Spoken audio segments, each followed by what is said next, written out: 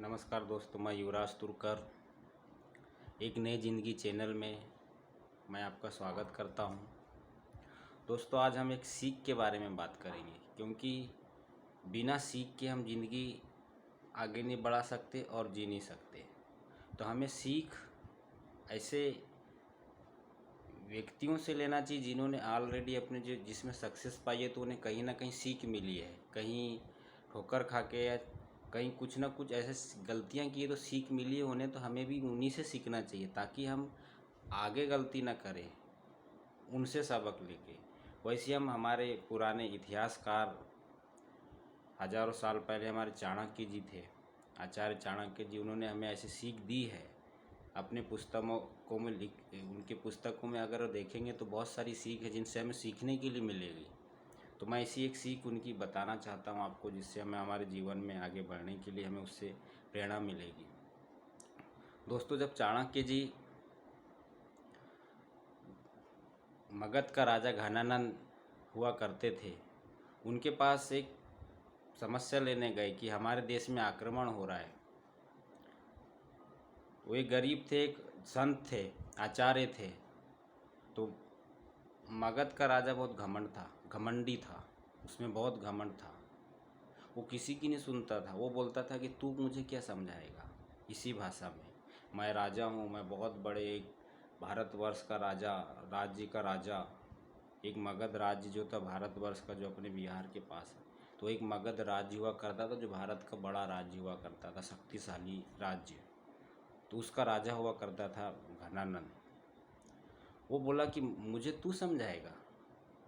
तो दोस्तों, उसका अपमान करके, आचार्य चाणक्य जी का अपमान करके, उन्होंने अपने महल से बाहर अपने सैनिकों से फेंकवा दिया, भगा दिया। तब वहाँ से प्रण लिए आचार्य चाणक्य जी ने कि मैं तुम्हारी एक दिन इस हस्ती को और इस गद्दी से तुमको हटा के दिखाऊंगा। और प्रण करके अपनी शिखा को खुला करके चल दी कि मैं इससे तुम्हारे खून से नहा के मैं इसे अपनी शिखा बांधूंगा।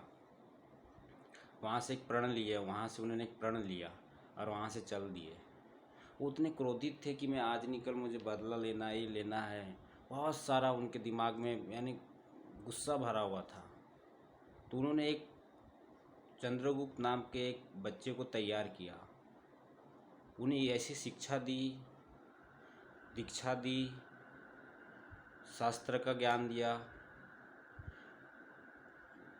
अर्थशास्त्र का ज्ञान दिया, नीतियों का ज्ञान दिया, राजनीति का ज्ञान दिया। बहुत अच्छा उन्हें निपुण बनाया। और दोस्तों, धीरे धीरे धीरे उन्हें अपनी एक ऐसी सेना तैयार कर ली। हजारों सैनिक की एक ऐसी घोड़ों की सैनिक तैयार कर ली। अब उनको लगने लगा कि मैं शक्तिशाली हो गया। एक हो सकता है इंसान थोड़े से इसमें अपने आप को समझने लगता है कि मैं शक्तिशाली हो गया, क्योंकि क्रोध में थे। क्रोध में आदमी कुछ भी सोचता है, वैसे ही क्रोधित थे कि मुझे बदला लेना है। तो दोस्तों, उन्होंने बिना जाने मगध की राजधानी पाटलिपुत्र में चाणक्य जी ने हमला करवा दिए चंद्रगुप्त मौर्य के नेतृत्व में।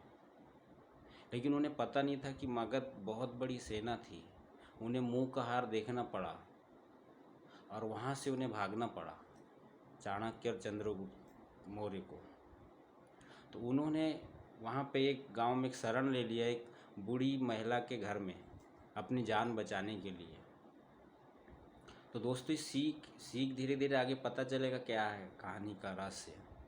तो वहाँ पे जब वो छुपे, वो जो दादी थी जिस घर में छुपे थे, वो अपने पोते को खाना खिला रही थी। तो उस दिन उन्होंने खिचड़ी बनाया हुआ था। तो खिचड़ी गर्म थी। तो अब उसकी जो अपने पोते को बोली कि मैं पानी भर के आ रही हूँ, खिचड़ी गर्म है। और खिचड़ी के बीचों बीच में उन्हें गर्म घी भी डाल दिया ताकि खिचड़ी गर्म रहे, तो बच्चा आसानी से बाद में ठंडे होने पे खा सके, स्वाद ले सके। उसके बाद दोस्तों, वो चले गई। बच्चा माना नहीं, बच्चा का स्वभाव ही होता है। तो बच्चे ने खिचड़ी में हाथ डाल दिया बीच में। तो उसका हाथ गर्म होने के वजह से वो चिल्लाने लगा, मेरा हाथ जल गया, मेरा हाथ जल गया। तो उसकी दादी दौड़ते हुए आई बोले क्या हो गया, मेरा हाथ जल गया। तो उन्होंने एक चीज़ बोली कि तू भी चाणक्य के जैसे मूर्ख है, बिना जाने कुछ भी कर देता है। तो चाणक्य के दिमाग खुल गया दोस्तों, दिमाग सोचो, सिर्फ उस एक बुढ़िया औरत के बोलने पे। जब चाणक्य जी बाहर आए और उस बुढ़िया के पैर छुए और उन्होंने बोला कि तुमने आज मेरा नेत्र दिमाग सब खोल दिया। तो बुढ़िया बोली कैसे?